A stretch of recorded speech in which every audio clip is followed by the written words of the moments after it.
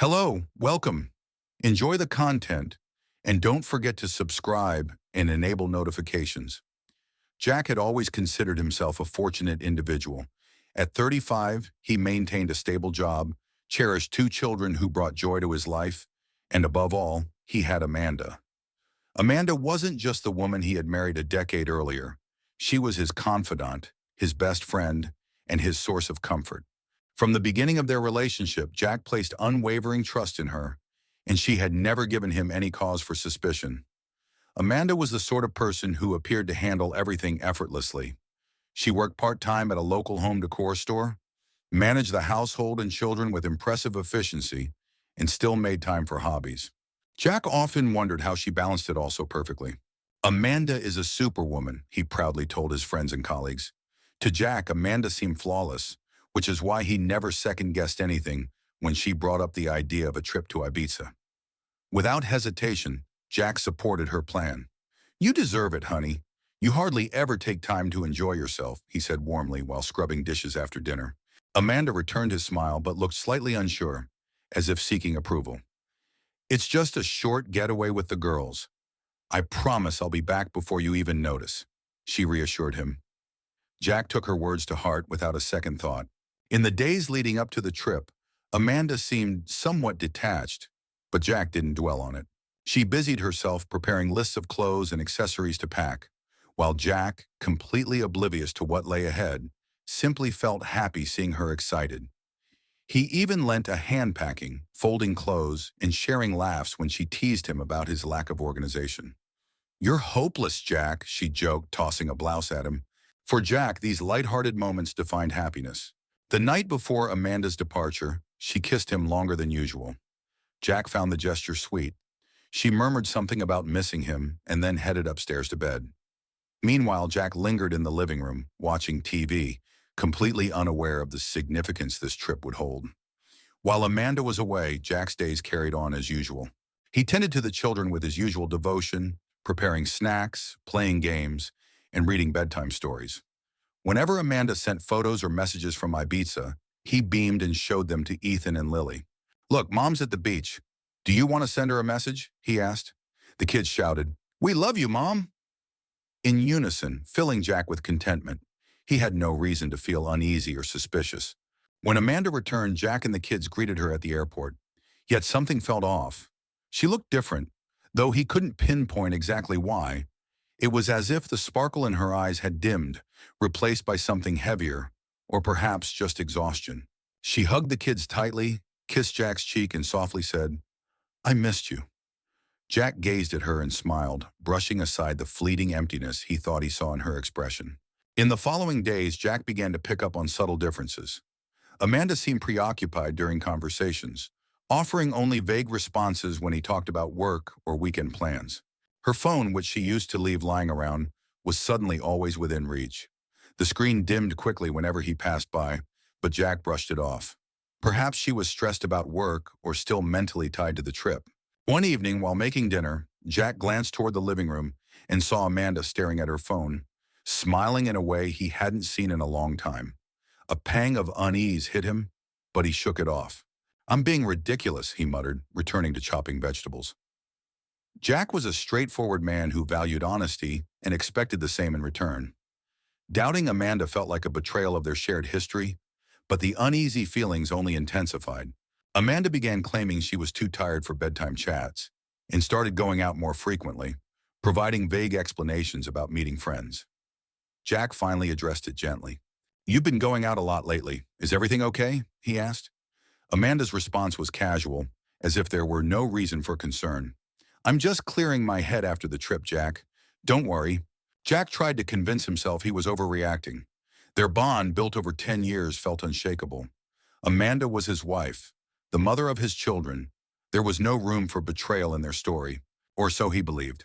On a Saturday morning, Jack sat at the kitchen table, stirring coffee that had long gone cold. Amanda had left early, saying she had errands to run in town. Meanwhile, the kids played in the living room, their laughter echoing as they worked on a puzzle. Jack heard them but couldn't focus. Ever since Amanda returned from Ibiza, the unsettling sense that something was amiss refused to fade. Her distant smiles, rehearsed-sounding explanations, and constant attachment to her phone gnawed at him. So far, Jack had managed to push the doubts aside, but they lingered, growing harder to ignore. Persistent thoughts accompanied by rationalizations swirled through his mind. She's probably just exhausted. Maybe it's a passing phase, or perhaps he was imagining things. But that day, something shifted. A chime broke the silence emanating from a phone left on the kitchen counter. It wasn't Jack's phone. It was Amanda's, forgotten in her rush earlier.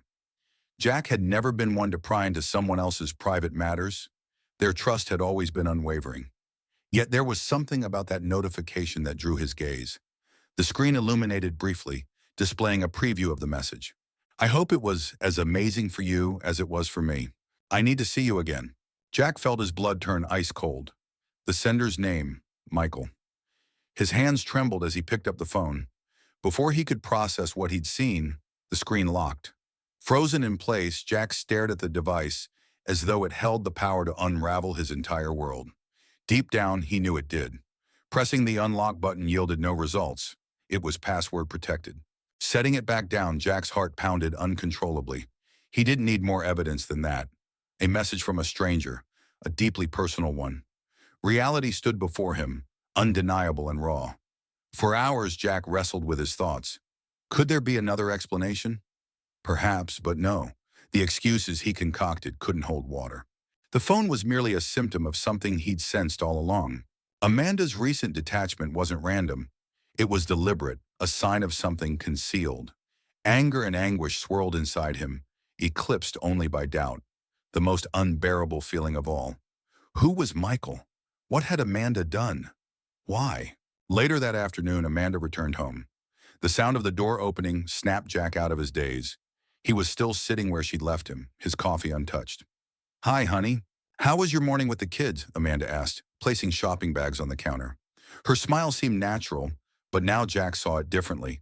An illusion, a practiced act she wore with ease. He studied her silently for a moment before responding, working to keep his voice steady. Everything was fine. Did you get your errands done? Amanda raised an eyebrow at the unexpected question, but responded without hesitation. Yeah, nothing major. Just stopped by the store and met Carol to pick up a few things she owed me. Carol, a name Amanda frequently used as a go-to explanation. Jack barely knew her. That's good, Jack said, forcing a smile. Inside, he was breaking. Every word out of her mouth felt false. He scrutinized her movements, hoping to uncover a telltale sign of her secret. His eyes fell on her purse and the phone, now back in her hands. Amanda typed swiftly, keeping her gaze averted, as if avoiding scrutiny. Jack's stomach churned. The ground beneath him felt like it might collapse. That night dragged on endlessly. Amanda fell asleep early, but Jack sat perched on the edge of the bed, staring into the dark void of the room. His thoughts replayed the message over and over, words so simple yet so loaded. I need to see you again. They echoed in his mind, impossible to ignore. Who was this man? How long had it been happening? The ache in Jack's chest grew sharper, like a wound that refused to heal. In the dead of night, unable to sleep, he reached for his phone and sent a message to Rachel, Amanda's close friend. Rachel had always seemed to know Amanda better than anyone. Rachel, I need to talk to you. It's important. The message showed as delivered, but there was no immediate reply. Still, Jack resolved to uncover the truth, no matter how far he had to go. By morning, Jack woke feeling drained. Rest had eluded him, and for the first time, the space beside him in bed felt unfamiliar. Amanda was there physically, but emotionally, she seemed long gone. The vibration of his phone startled him. A message from Rachel lit up the screen. Let's meet at the corner cafe at 2 p.m., just us. Please don't tell Amanda. Jack's stomach twisted into knots. Rachel had been Amanda's confidant since college.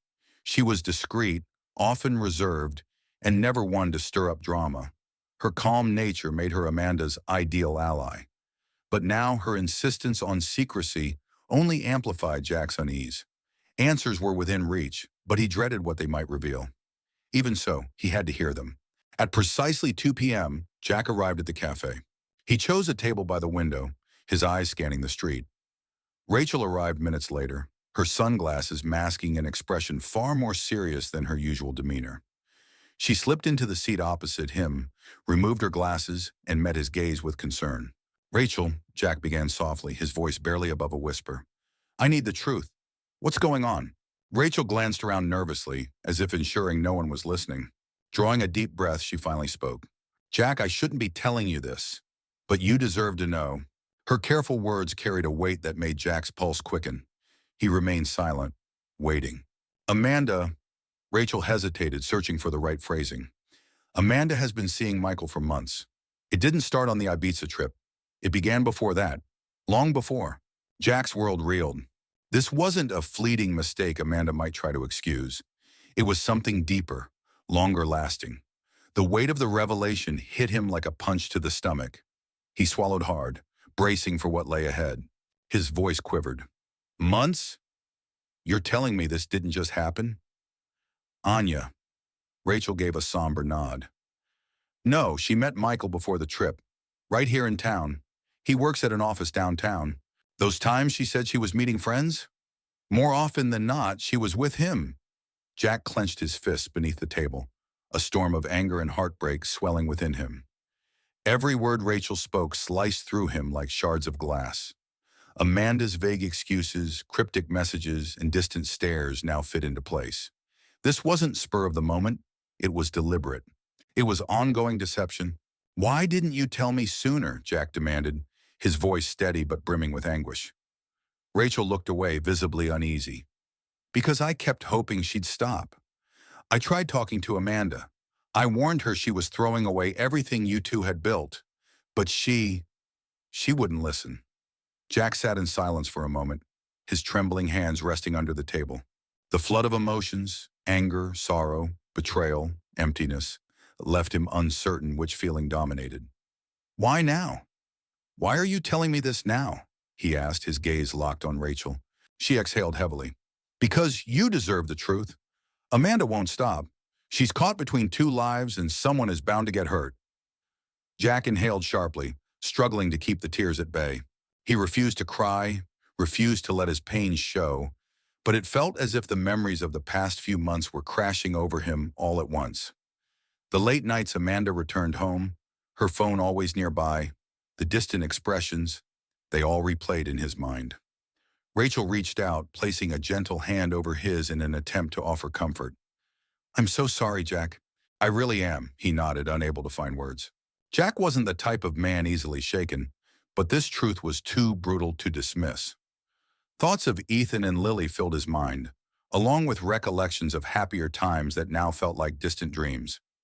He had trusted Amanda without hesitation, and now that trust was crumbling. He understood deep down that nothing would ever be the same. After Rachel left the cafe, Jack lingered, staring blankly at the cold coffee in front of him. The muffled sounds of conversations around him only heightened his sense of detachment, as if he no longer belonged to the world around him. He had no idea how he'd confront Amanda, but one thing was clear. He couldn't pretend any longer. The marriage he once believed unshakable had been nothing more than an illusion. Jack returned home feeling hollow, trapped in a limbo between reality and a nightmare he couldn't escape. Rachel's words echoed endlessly in his head. Amanda won't stop. The weight of that statement bore down on him. Sitting on the couch, he listened to the faint sound of cartoons playing on the TV in the next room, where Ethan and Lily laughed, oblivious to the turmoil in their parents' lives. For a brief moment, Jack looked at his children, two small, innocent beings relying on him and Amanda to protect their world. But in that moment, he knew the end was inevitable.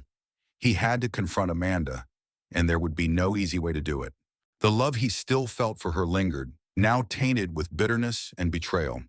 The foundation of trust he once considered unshakable now felt like sand slipping through his fingers. When Amanda arrived home that evening, Jack was waiting. His heart pounded so fiercely it rang in his ears, but he stood his ground. Amanda walked in, carrying a small bag, looking as if she'd just run another errand. She smiled upon seeing him standing in the center of the living room, as though everything were normal. Hi, honey. What's with the look? She asked casually, placing the bag on the table. Jack took a breath, steadying his voice. Amanda, we need to talk. She stopped what she was doing and turned toward him. For the first time in a long while, he saw something flicker in her eyes.